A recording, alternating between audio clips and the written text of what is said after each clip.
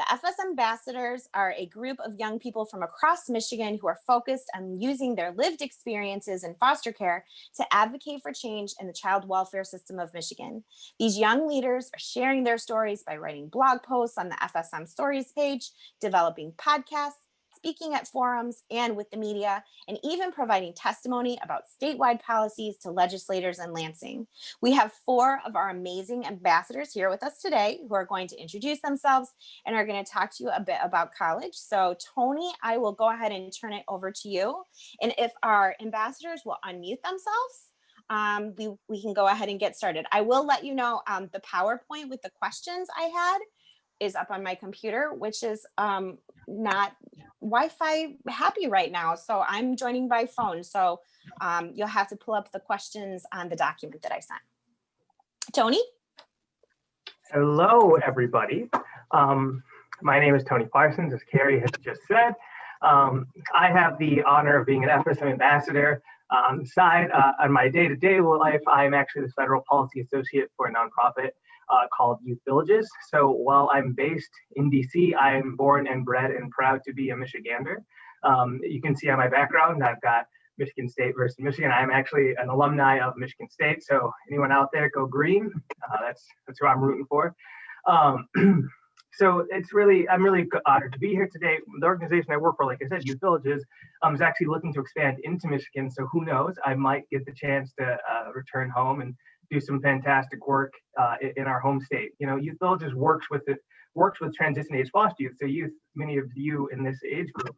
And what we do through our Life Set program is actually help you transition to that next phase of life. So that's usually a lot of going to college, making sure you're all set to go as you transition from foster care into adulthood. You know, we've served over 18,000 people since we've started, and our hope is to serve every young person across the country before they age out. So I'm really glad I can be here today. And so a lot of you are obviously looking to go to college, which is fantastic, but you're probably thinking like, why? You know, like, why do I want to go to college? You know, you should, but you maybe don't have that why behind you. And that's totally okay. I'm hoping today on the panel that we can answer some of those questions, because you'll be able to hear some fantastic other young people about their college experiences, and maybe you'll find something in there that you'll relate to. But one thing I want you to take away, though, is college is extremely important. College really helps you, navigate that next page of your life. And to me, living now in Washington, D.C., I really find having at least a college degree to be what I like to think of as the great equalizer, right? I can sit across the table from anyone else, and there's one thing they can never take away from me is like, I have a college education. I am just as smart, if not smarter than you, and I have a piece of paper or multiple, depending on if you're an overachiever, that backs that up. And so it's one of those things that it is, once you have it, you can't take it away. And it really opens up the next thing for you. If you're into musicals like I am, I think of a college degree, it gets you into the room where it happens. To quote Hamilton, I may or may not have listened to it extensively on my workout this morning.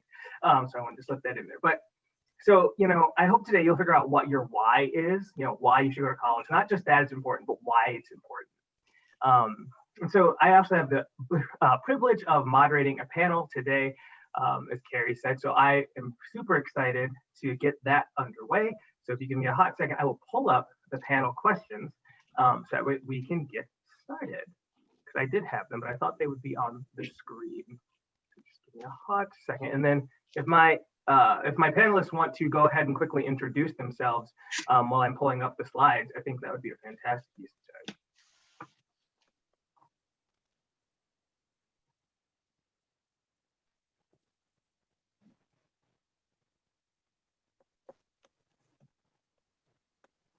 Well, I can start off. Hi, my name is Ariel.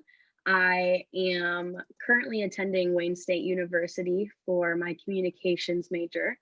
I am able to participate in the campus-based support program CHAMPS on Wayne State's campus. And yeah, that's me.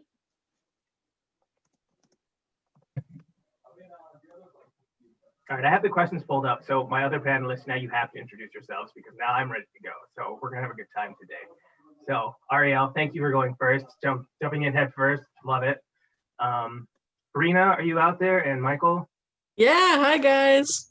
I'm Brina Williams. I'm currently attending Western Michigan University, but I'm a transfer student from LCC, so I've participated in both the Fostering Stars Success Program as well as SETA Scholars. So really happy to be here with you guys today.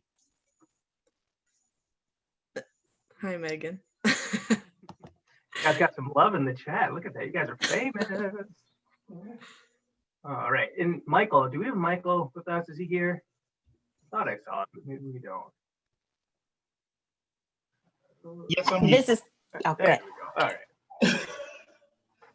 Go ahead, Michael. Right.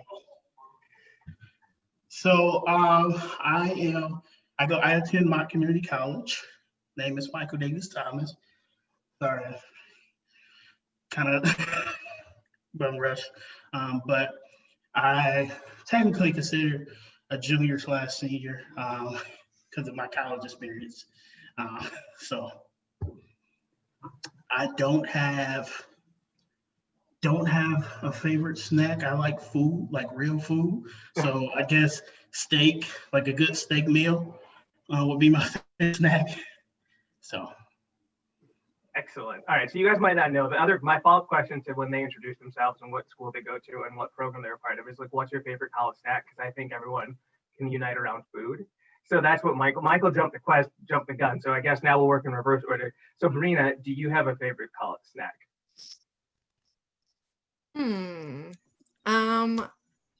I don't, probably either classic hot Cheetos or I've really been into dark chocolate fudge covered Oreos lately. Ooh, hello. So. Okay. Try those. And Ariel, what about you? Goldfish are the way to go, all the way. Love it.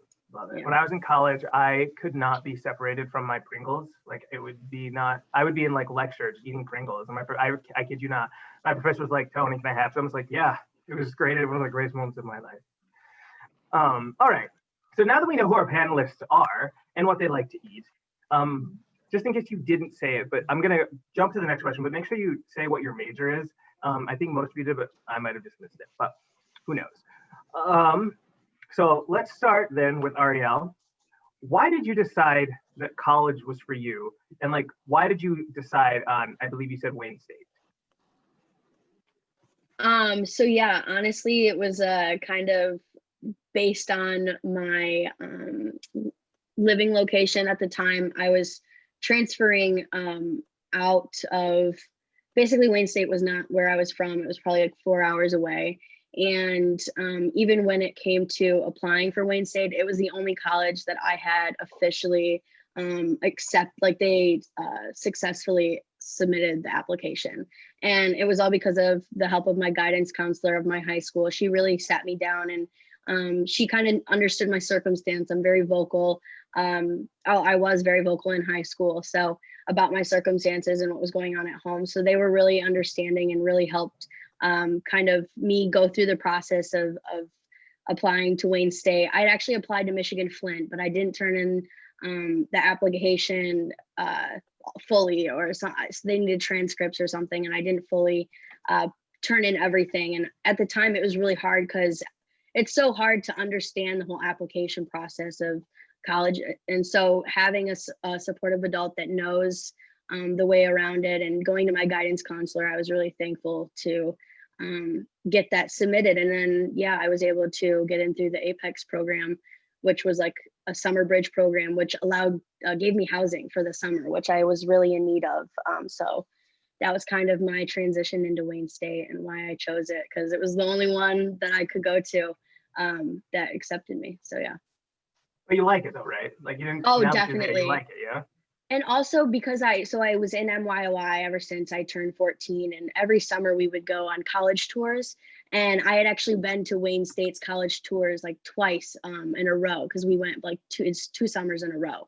And so I got the chance to be on campus and to actually see, what it was about, and to hear from our panel, or not our panel, but our tour guide was actually a student. So they kind of like gave their input about how they liked campus. And I really was persuaded that it was a really nice and comfortable campus. And little did I find, I moved in and it felt right at home. Honestly, it's my new home. So.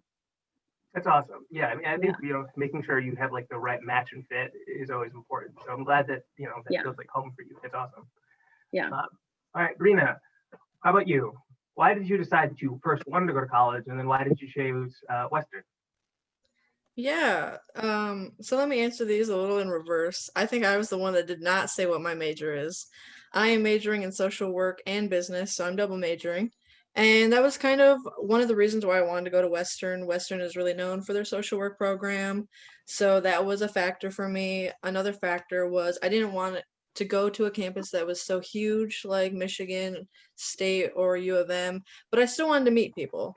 And Western just seemed to fit that category. And then I as well went on an MYY tour, and we got Liz, who is a current CETA scholar, as our tour guide, and she just sold the campus for me, answered all of our questions, was just about Western and the CETA program that it was like, how could I not to go here after experiencing this tour? And another reason is also the CETA program. It is, it was the first campus-based support program for foster youth, and I kind of really wanted to get involved where it started, like at the roots. That was really important for me. So why I decided to go to college, my idea of successful is helping people. It's kind of really just doing what I want to do, and kind of like just giving back. I told myself that as long as I'm that one person for one person, then everything was worth it. Everything I've been through, I had a CASA worker, so that's kind of where that derives from. But as long as I could do that for one person, then everything was worth it. And so to do that, I needed to have a college degree. So college just kind of seemed like the next step for me. And I also wanted to set that precedent in my family because I'm a first generation college student. So I'm really hoping to inspire my siblings and my small cousins to be able to do that as well.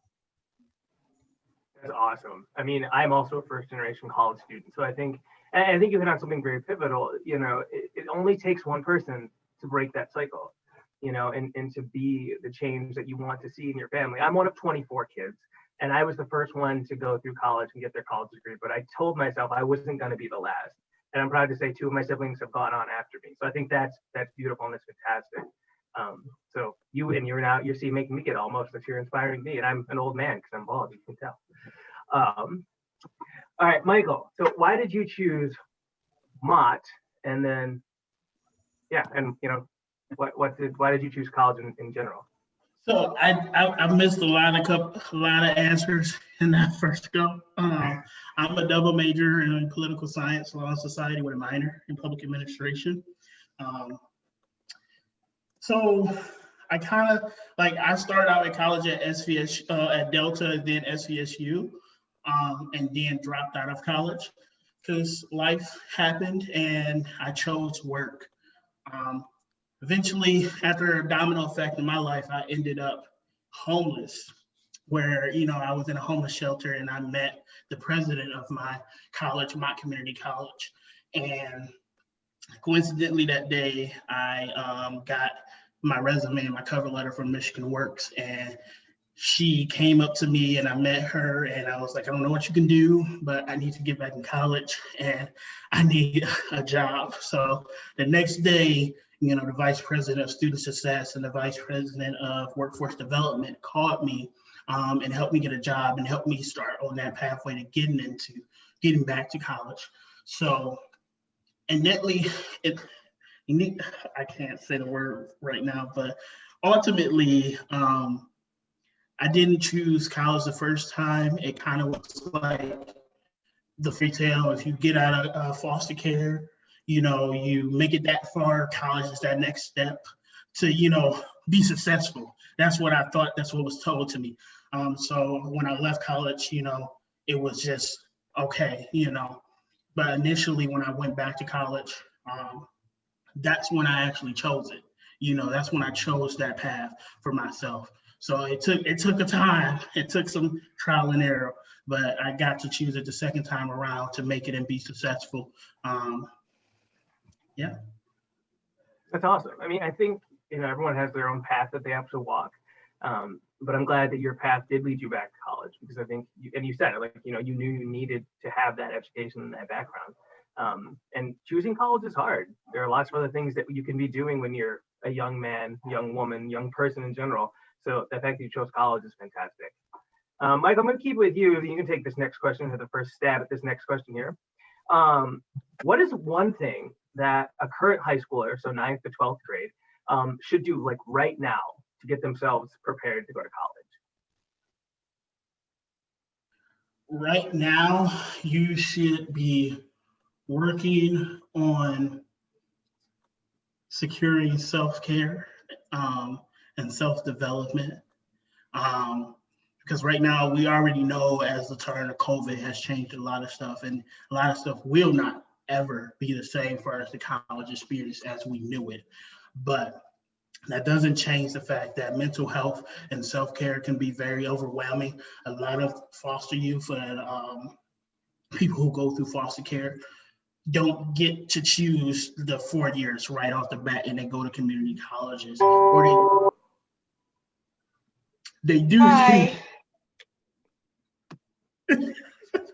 They still choose the 4 years, and it can be very overwhelming, and anxiety can go. So prepare yourself for those moments of stress, pressure, and getting ahead of the game, and knowing that though it is going to be moments where you're like, this is like a lot. Like this is different from high school, you know, will help you that much more. So Definitely.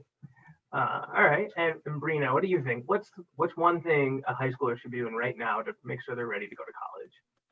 The biggest thing you can do for yourself is to fill out FAFSA. It opened on October 1st. It should already be done. But if not, that's okay. Just make sure you fill it out. Yes. Oh my God. That's free money on the table. Like, yes. 110%. Exactly.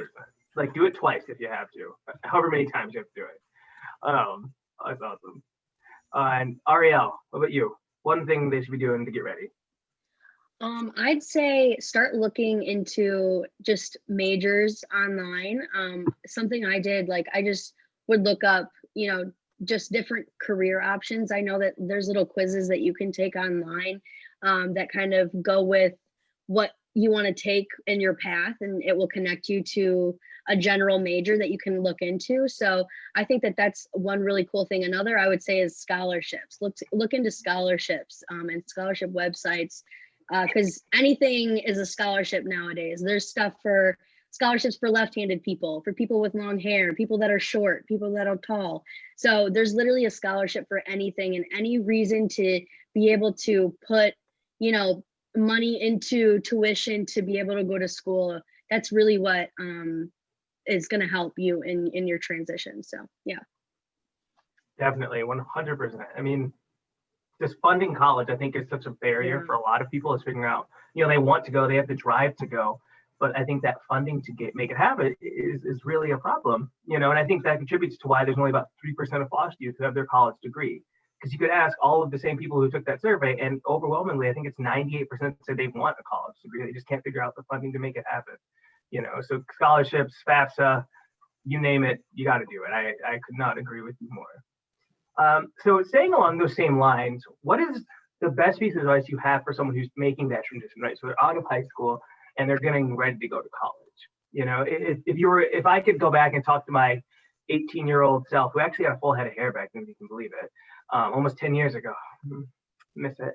I would tell myself, you know, you're not hungry, you're bored. Because I mean, that freshman 50 is real. I'm just gonna be honest with you, that's real. So like, what is Michael, you're laughing, but like, come on, man. Like, I hated myself. I was like, guess I'm bored, let's go get some nachos. Like, I don't know what else to do, you know, so it's just, I don't know, it's silly, but I think it's you know, health is wealth, I like to think. So Brina, we'll start with you. What is something you would tell someone who is transitioning from high school to college right now? My best piece of advice, or the advice that I wish I would have gotten, is you're going to get out of your college experience what you put into it. So if you're going into it and you're like, this is going to be so hard, I have no clue what I'm doing, you're not asking for help, you're not actively seeking resources, then that help's not going to be there. You have to really advocate for yourself. You know, if you're struggling with classes, you need to ask. Utilize your coach. If like you're struggling financially, or again with classes, trying to figure out your major, all of that stuff. College can be also really lonely. You know, human interaction, especially during this COVID stuff, is super, super important. So if you're not actively trying to join clubs and get involved, then it's going to be a lonely time. So I really think that, again, you are going to get out of this experience what you put in. If you're actively looking to join stuff and getting I gotta get off involved, at 5. are seeking that help, then that's what you're going to get out of it. Definitely. I mean, human interaction is everything. You know, I don't think I could have made it through college without being a part of, 2 or 3 core clubs. I mean, they become like your family because you're going to see them, Exactly. you're going to see them more and more every day. So I'm curious, like, what club are you part of any clubs right now? I think I am actually not currently, which is why this advice is like something I wish someone would have told me, because it's something that I struggle with. Because everything's virtual, it's kind of making that hard, and I'm a little virtualed out, to be honest. I am at Western, a part of the PTK, which is the Phi Theta Kappa alumni. But other than Theta Scholars, I'm not actually on like a part of any clubs on campus. I am doing a lot of advocacy work outside of school though, so But you do feel connected to people, right? Like you don't feel like you're in this isolated. Okay, good. Yeah. I mean, connection. You're right. I think during COVID, connection is going to look completely different. But as long as you're maintaining those healthy connections, I think that's super important. Yeah. If you guys join the Western breakout section from 5 to 6, I'll talk a little bit more about that experience. Look at that. Works in a shameless plug for Western. Look at that. That is A1 branding right there. Always on brand. That's fantastic. All right, Ariel, what about you? Transitioning from high school to college, what do you got to say? I'm sorry. Yeah, that was the question, right? Well, yeah. So honestly, just something I wish somebody told me about the transition from, high school to college. I think that one of the biggest things for me, honestly, would have been that there are different options besides college that you can choose, like trade school, especially with scholarships. They're broadening it for specific scholarships with foster youth, like that have had experience in foster care. There are scholarships that are broadening for trade schools and for different schools like that. I know even when I was younger, I had a dream to become a chef. I feel like every kid, goes through that phase. Maybe it's like their hungry phase. I don't know. But I feel like when I was younger, maybe I could have looked into other options of, still succeeding outside of school. But I think that the main focus is that there is something for you outside of high school. And it's not just going to end at high school. And you really do have to put in the work, like what Brina was saying, put in the effort of, looking and researching and putting in the effort to succeeding outside of school. And that's what's going to make you succeed. It's what's going to make you want to do better. So the fact that you guys are all here and listening, that's the first step to any of this. So I just want to congratulate you all to being here and accepting that process of, you doing something outside of high school and to succeed and to break the barriers and the statistics of what college and what foster care is specifically. So yeah. Excellent. I think you're right. I think that belief, not just like knowing there's something outside of high school, but that belief that you can do whatever that looks like for you, and I think you touched on a really interesting point.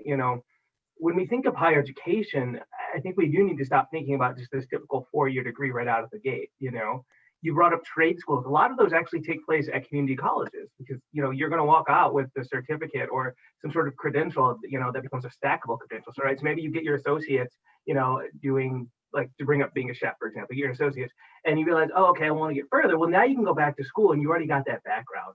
And I think there are all those valid paths. It's just finding out what path is the right one for you. And if you look at Michigan's, education needs in the next 10 years, we need more people that at least start off with a 2-year degree before getting, their 4-year, And so I think that's super important that you brought that up. Multiple pathways still lead you to the end goal of whatever you want to do and to be happy. I think you're right. Everyone has that chef phase. Like to this day, I maintain that you can't make desserts for a living and be sad. Like you show me a sad pastry chef, like you can't do it.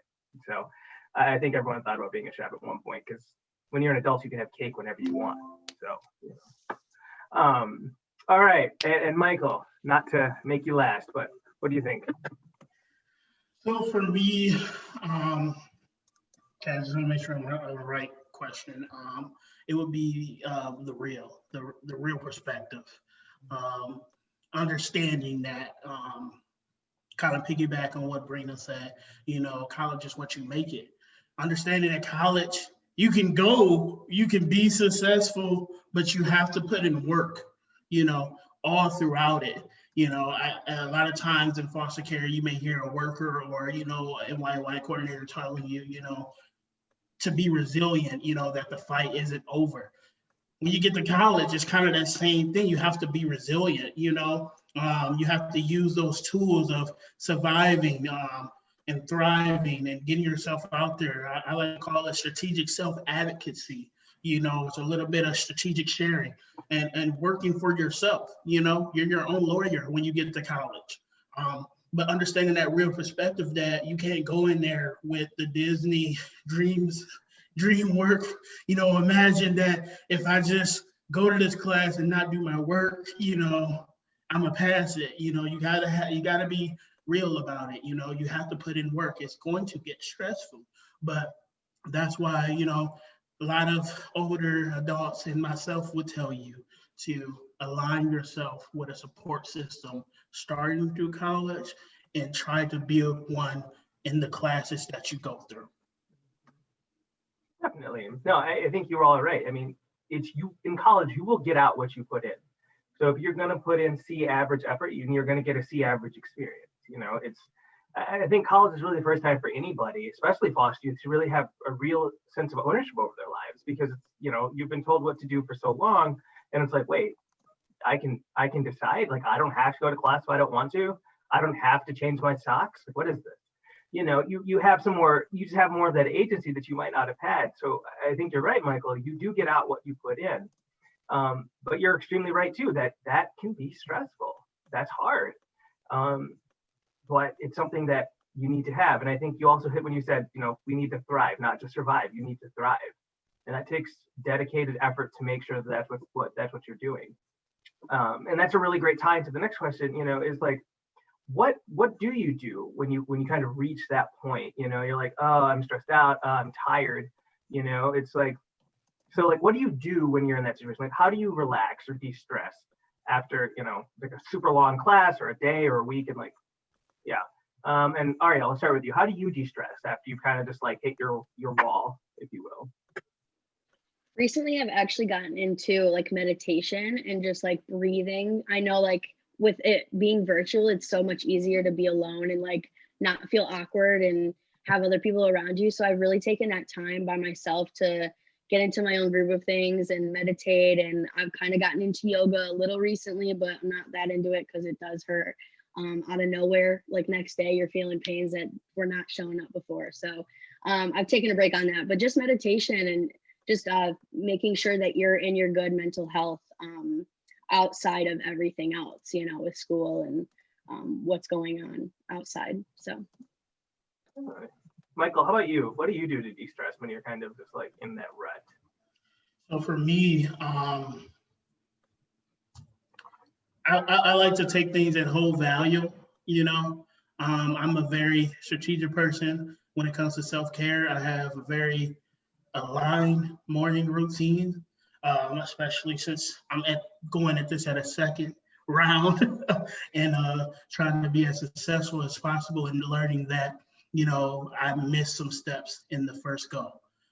So for me, I have like inspirational quotes reminding me, saying this is the you from yesterday to keep going and stuff like this. I have, you know, I'm a person of faith. I'll take that time and read a scripture or so, and then after that, take some time for self-meditation, you know, to reflect, what is my purpose for today? What am I trying to get out of this day? And even at the end of the day, you know, some of you may know me, I work like 8 jobs and to go to school full time. I redo that routine and bring myself back down before I lay my head, because I don't want to carry those stressors down to sleep. and I debrief myself. I take a moment and just relax and be like, you made it through the day. Let's go at it again tomorrow. That's right. I mean, sometimes you got to find a victory in everything. And I think now, especially getting through the day is 100% a victory that we all should be celebrating, because it is hard out there. Whether you live in Michigan, whether you're like, I'm in DC, like it's hard no matter where you are. So that's fantastic. And Brina, how about you? What do you do to distress when you need that break? Yeah, so to a lot of people, this might not sound relaxing, but I like to work out. Yeah. Working out is probably just, it's me time. I can really focus on myself, and it's good to get that energy, like that good energy, out of my body, and really, there's something about working on yourself that I find beneficial. I know what Michael was saying, I like to work on my mental health as well, which is also important. I see a therapist weekly, so kind of finding a balance between working on myself physically and mentally is probably how I de-stress the best. And also just spending time with my dog. Pets make everything better. Agreed. Oh goodness. Let's see. When you said workout, I was hoping someone would say that, because that is also how I de-stress. It's my me time. But I'm one of those really terrible, in your face, but not like in your face, but I'm like the person you're like, oh, he works out. I'm that person. It's drinks his protein shakes, goes to the gym at 5:30 in the morning. I'm not that dedicated. Definitely not on. I have a whole Instagram page for my workouts if anyone's interested. I'm like that person. I'm that person. So okay. Shameless plug. Shameless. Always. Gotta stay on brand. But that's fantastic. I think, as long as everyone is taking that time, to understand it's okay to need a break, and it's okay to take some time away from doing the day to day, and it's okay to cry. I when I was an undergrad, I took 20 minutes once a week just to cry it out, just because I'm you're holding so much inside trying to navigate college, and now add that to a pandemic. It's I'd be crying a lot. I think that's fantastic. Going kind of along those same lines, Brina, I'll start with you. How do you find balance? Because I think that's a lot of what will stress people out. Is oh, I don't feel like I have balance because I've got class and I've got clubs and I've got boyfriends and girlfriends and parents and dogs and cats and everything. How do you find that balance? While you're navigating, college.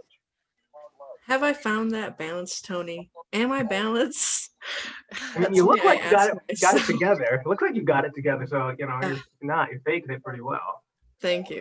I'd have to say time management is the skill. It's a skill you're going to take with you through college, into life, into whatever career, and it's going to help you manage everything that you've got going on. So aside from school, I mentioned that, I'm doing advocacy work. I also have a job. So I just scheduling that time, having my work schedule. Most of the time we can't control our work schedules, but working around that, working around my lectures, scheduling, okay, this is the time I'm going to do homework. This is the time I'm going to do maybe self-care, or set aside time to watch a movie, hang out with my dog. Really just being super conscious about how I'm spending my time and how much energy I'm giving to all those activities is probably the biggest way I find balance in my life. That's awesome. I think scheduling is huge. I don't know about how you like to schedule, but I'm the person I have to write it down and then also put it on my phone calendar too. Otherwise I will not follow through. And when I write things down, list. Oh, list. I have bullet points, bullet journals, I think they're called. You just can make lists to your heart's content. I think, I think my mother would be proud of me. She passed away some time ago, but that was our de-stress activity. We make lists together. So Uncle, I'm off this bitch at 5. Just list for days. That's fantastic. And then you also hit a really good point. It's you're conscious of how much energy you're giving things. I think that's huge. Because you're this might not be 100% energy. This is a 10% energy thing. Mm-hmm. Gotta protect that energy. In one of my recent classes, we actually talked about the spoon theory, which is equivalent to how much energy we have. And people start out with different amounts of spoon at the beginning of their day. And then tasks that we do throughout the day either give us a spoon or take one of our spoons. And so it was really a good visual to kind of figure out how we are spending our energy and what activities are giving us our energy. That way, at the end of the day, we're not left, energyless and like depressed or anxiety ridden. So energy and being conscious about how much you're giving to activities is super, super important, especially in college. Can you be negative a spoon? Because let's be real. Sometimes I think we all wake up negative a spoon. You're like, well, gonna have to use a fork now. So I left my own jokes. I'm sorry. All right, Michael, what do you do when I stop laughing my own jokes? What do you do when you, define balance in your life? So, like I said prior, I work 8 jobs. That's not, again, it's not a lie. I literally have 8 different jobs. And I'm full-time. Plus, I'm doing advocacy and I sit on several committees.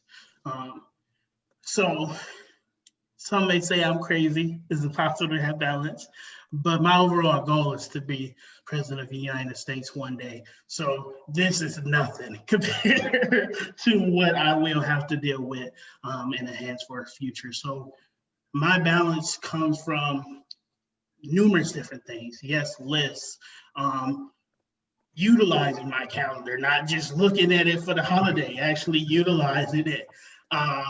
And making sure if someone wants me to be present or do something, that I'm like, hey, I need you to send me a calendar invite. Saying my yeses and my nos to stuff, knowing my limit, knowing what my plate can handle is one of the biggest things, a part of that, my whole spectrum here.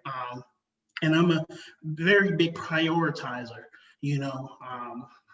usually when anybody hit me up on a panel or Carrie tells me like something to do with foster care, I'm like, now look here, I gotta help my brothers and sisters. So I'm very quick to maneuver some things because that is my passion. I wouldn't be here today without that support. But I'm very fortunate to be in a position where my jobs and things that I do are very flexible, and I'm very good at what I do, that people are willing to give me my space and my time when I need to. Awesome. I think you stumbled on something really crucial there. Is that you have to be intentional with your yeses and your nos. Because in college, if you want to go everywhere, you want to do everything, and like if you spread yourself too thin, I mean, you're no good to anybody at that point. You know what I mean? You can't do what you want in your classes. You can't be a part of the clubs. I mean, and that's something I think is still hard for a lot of adults. Even as you get older, is still deliberately being like no. I think one of the things I learned the best in college was like no is a complete sentence. Like that is the sentence. I don't have to justify my no. It just is what it is. So yeah, I think that's huge. And then Ariel, what do you do when you need to find balance? How do you find balance? Yeah, I'd say the biggest thing for me that it's been for finding balance, it's been a journey, because I definitely believe it's different for everybody. We have our own way of doing things and our own way to succeed. I can tell you that I love writing things down and I love having it in front of me, but I'm telling you, like, I forget about where I wrote it down, or like, and I'm just not the best at being strategic and, having it all right there in front of me all the time. So honestly, whiteboard right in front of your desk would help. It's like one of my recent purchases I'm going to try to get into. So hopefully like those small things that you're just able to put right in front of you every day to just make sure you're, smoothly going. I mean, Brina touched on a lot of it, just the organization and strategically planning out your day. I think that's like the best part of succeeding and actually doing well is making sure that you have enough time for everything. And you're able to mentally, go at the end of the day, like what Michael was saying, and just take a break and to reflect on what happened and to make sure that you're good before you go to bed, because never go to bed on a bad attitude. You'll wake up with one. I've figured. So and yeah, that's basically what I would say. Hey guys, that's awesome. I think that finding ways that work for each one of you to find that balance is crucial. Because you don't want to get to a point where you're like, I feel like I'm out of control, like you're spiraling. Because at that point you've missed the red signs, and like you got to figure it out now. So it's this great. I'm really encouraged to hear that you all have your own ways. And I think a whiteboard is great. When I was still before my office closed, because COVID, I would just literally write on. We didn't have like a whiteboard, we had like a clear board. It was kind of the same idea. Whiteboard was clear, and I would just play with markers. And my supervisor was like, "What are you doing?" I'm like, "This is my thinking process. Like I have to play with something to get the brain flowing." Like I have a dumbbell next to my computer at all times to like help me focus. So I think, I think that's huge. So we still have quite a bit of time, so I don't want to go to our last question quite yet. I have a question that I want to ask you guys. Let's say when you get through college, like what do you want to be when you grow up? That sounds stupid and silly. And like, let me tell you, at 26 years old, like that's what I wanted to be in college has changed dramatically from what it is now. When I was in college, I was like, I'm going to be a doctor. And then I took organic chemistry and I'm like, I'm not going to be a doctor. What I want to do now is I want to be the president of the United States. So Michael, I'm coming for you. I will see you on that debate stage, whether that be for governor of Michigan or president of the United States. So I want to take this couple minutes to like talk about like what you want to be when you grow up. And let me tell you, 26, you don't actually grow up. You just, I'm probably going to change my mind again tomorrow. I thought about being a model at one point or a firefighter. So, I like to keep my options open. And Ariel, we'll start with you. No, just hearing what you're saying, the fact that my mind is forever changing ideas for what I want to do after college even. And it even comes like with my major. I'm telling you, when I first started off my freshman year, I was going in for music. I was going to get a music degree. And I had one semester where I had this music class and it was like music history. And I was like, no, not it. And so then I went on to the next one and it was public relations. And I thought, I was actually researching and I was looking and I was interested. And as soon as I got in there, I started to, research more other stuff. And that's when I noticed a communications major. And I was like, well, this fits everything that I'm looking for. It's not too specific. It's not too broad, and it's exactly what I want to do. So that's kind of how I went for my major, and that's how I see my life. I mean, like I said before, I wanted to be a chef. I wanted to be a social worker for a little bit. I literally could see myself anywhere. And honestly, the closest I've been is to just making my own business, and I'll see when I get there what exactly it is. I mean, I do have ideas and I'm not going to share because I don't want anybody to steal them, but it's just things that are constantly going in my head of what I could do and what I can do. And it's the things that, you got to push yourself to know that you can do something like that, to get there. And once you're there and you say, I will be, you will be. And that's how I see it. And that's how I view life. So I'm just on for the journey now. And college is, that part of that journey. I like that. They say, I'm going to be, I think that's great. It reminds me of that song. I think it's about like a million. I was like, I'm a bee, I'm a bee, I'm a bee. Just on repeat now, I swear. Yeah. That's, It's funny. Yeah. That's awesome. How about you, Brina? What do you want to be when you grow up? That was funny. Well, so I'm like the only one of my friends or really anyone person that I've had this discussion with that has not decided to change their major. I wanted to be a social worker ever since I got involved and went into care, because I just had all this support that I never had before in my life. I was going to MYY, so I made great connections with my MYY coordinators. Shout out to Christine and Megan. I had a CASA worker that was uber beneficial to me while I was in care. And I was lucky enough to keep the caseworker that I had for most of my time in care. And she ended up becoming my last foster placement as my foster parent. So I made all these really, really deep connections and again, wanted to be that one person for someone else. And so going to social work, again, that felt like the best thing for me. I am undecided still where I want to take that degree. I'm double majoring in business as a backup, and also because one of the 3 pathways might be private practice for me, and being a self-employed therapist, business I thought would come in handy. But I'm also contemplating being going into the prison systems and working with inmates because my dad was in prison. So that's something that and prison reform is something that's super, I'm passionate about. And then the last avenue that I might take is, of course, working with foster care and foster kids. Becoming a CASA worker and probably just getting involved any way I can. But I would love, if I could, to do all three. I'm not exactly sure if I'm going to live that long or have enough spoons to do all that effort and all that work. But yeah, so that's kind of what I'm thinking. I also would like to one day be a dog foster parent, like adopt all the old ones from the shelters and kind of keep them until they pass away. But that's not really a job, that's just something I want to do when I grow up. But yeah, I know Michael is going to say that he didn't want to take the social work path because there's enough of us going into social work, but you know what, there's never enough. We're in such need of good social workers, so do it. Become a social worker, everybody. Hey, man. I mean, I'm looking at an MSW program right now. So any MSWs, you hit me up. I need to know how to make that happen. And we'll just make sure, Brina, that we give you like a pasta spoon, like 10 pasta spoons, so you can do all of those things. So you just, you always got those spoons. Like, I think I might just send you like a big old pasta spoon. Like, you're good, you're covered. And then Michael, besides being president, which, maybe we'll just serve together or like one after another, that's fine.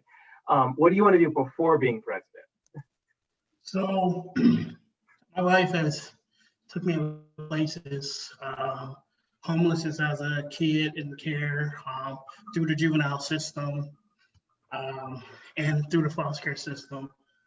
So I've had the privilege of having so many life lessons and working so many different jobs, from FedEx to being a paramedic, to working as a cook in fast food. So my overall goal is to take the embodiment in all my life lessons of being that percentage that is not represented all the time, and work my way through government, starting with local, working into Congress, then Senate. Probably would take a pause at governor, because Michigan need it. They need somebody with an afro up there. I think bald is just fine. And then, I want to, as a big goal of mine, whether I win or not, I think it would make a statement for foster youth of my complexion, making it to the White House or making it in the election process.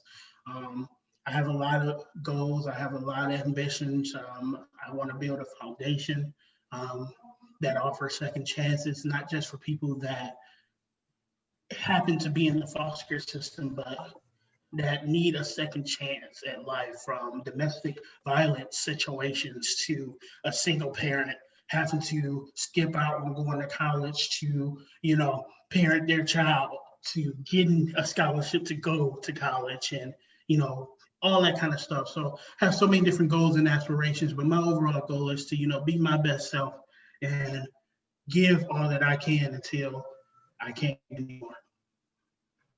That's awesome. I think whatever the three of you do decide to end up doing when you're the ripe old age of 26 like me, I think you guys will be fantastic, whatever it is you choose to do. And Michael, I swear, if we ever meet on the debate stage, my friend, I think foster youth are going to feel seen, because they should. There's a lot of us, and there's no reason we can't be whatever it is we choose we want to be. So I think, keep on going, my friend, because all three of you inspire me, to work harder, to be a better person. And so I do want to close, though, because it is almost 5 o'clock. So I got one more question for each of you. And it's, how can those participating in this virtual college fair make the most out of it today? So feel free to, plug your colleges. But in general, how can the participants today make the most out of this the rest of their afternoon? And Michael, we'll start with you.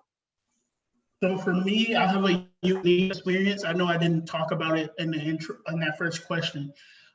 When I got to Mott, they did not have a campus-based support program. I actually took the initiative to create, not just create it myself, but get the conversation started, and initially created with this wonderful person, Dinah Schaller and Carrie Ward, helping me getting that going and getting that rolling. So if anything that I can say that you guys can take is that Yes, you can go to campus-based support colleges, but also if you do not, that does not limit you. Go out there, advocate, get a campus-based support program started at the college that you choose. You know, it's needed across the state regardless.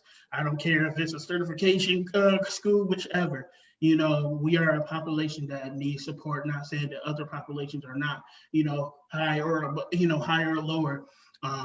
Just the fact that you can go anywhere that you know that you would be supported would be great to one day see. So. Yes, love that. Rena, how can we get the most out of the rest of today? Well, I'd first like to say I would pay to see you and Michael debate. Just putting that out there. We won't yell at each other, so it's good. But I'd have to say my biggest piece of advice for the rest of the day is to ask questions. No question's a dumb question. Back to earlier, you know, you're going to get out of this what you put in. So ask questions. Don't be afraid to, you know, explore colleges that you aren't considering, trade schools that you aren't considering. What Michael said, trade schools that don't have campus-based support programs. Just really be active and advocating for yourself. I have a question. Oh, let's hold on, Ariel. So honestly, I'd say that something that you should be able to take away from this is just honestly the mindset of what you can do after high school. I don't know, you know, the age ranges of who's all on today, but I can honestly say that starting this information and learning about this, you know, kind of stuff starting at 14, like was so helpful for me, just the basic stuff. I mean, I was learning about, I was just, honestly, I was so excited to just relearn the information that I had learned from MYOI. I mean, I learned a lot of scholarship information really young that I just totally forgot about and missed out on. And then once I turned 16 and I started to, you know, look at different college options and I knew, you know, what scholarships I could apply for, I re-asked and, you know, just asking questions to as many supportive adults as you can, because a lot of adults have experience. I mean, they love to tell you about it. Honestly, they love the conversation. They love to tell you about, you know, their experiences. So maybe ask, you know, just random, I asked a lot of my teachers in my high school, you know, how their college experience was getting their majors and teaching and stuff. But they told me a lot about their lives. It's just a conversation that you can have with people and just open it up and see what information you can get. And also the fact that there's so many connections you can make outside of this college fair. Get as many numbers and information that you can take out of this. And I'm telling you, if you are interested in a college, get their number, get their email, and write it down. That way you have it, and that way you can follow up. Following up is the best opportunity outside of college, you know, even with people that you meet in just like at a party or something, or you're at an event and you meet somebody and you get their information. The follow-up is the most important to create that connection to get you whatever you were asking for. And honestly, it's been an amazing opportunity to have those connections moving forward because I did follow up. So yeah, sorry if that was a little all over the place. That was fantastic. That was great. Thank you. You know, just a big thank you to all three of our panelists this afternoon / evening, depending on how you tell time. Time is relative. It's been fantastic to get the chance to talk to each of you and share and, you know, hear about your college experiences and the advice that you have for everybody. So I hope this panel, everyone, you know, has really opened your eyes about what college is, what it can do, and how you can be successful. You know, Michael said the word, we are unlimited, and that's exactly what we are. College youth, college age foster youth are unlimited. The world truly is our oyster. You know, I was born and raised in Detroit, and I never in a million years thought I'd work on government policy for foster youth in Washington, D.C. But like, you work hard, you make it happen, and you can do it. If you're interested in being an FSM ambassador, please reach out to Carrie Ward. She's a fantastic individual who, you know, this event really would not have happened had Carrie not decided this would happen. She's fantastic. You know, so we would love to have you join us and join the work that we do, because, you know, we all speak as one voice. They have to hear us. And you know, it's been fantastic to spend some time with you this afternoon. I'm going to hand things back over to Carrie to get things started with our breakout session. Thank you for listening to our panel. Thank you for bearing with me and my terrible jokes. I hope they were somewhat funny and that you guys enjoyed. And I hope to see you all very, very soon.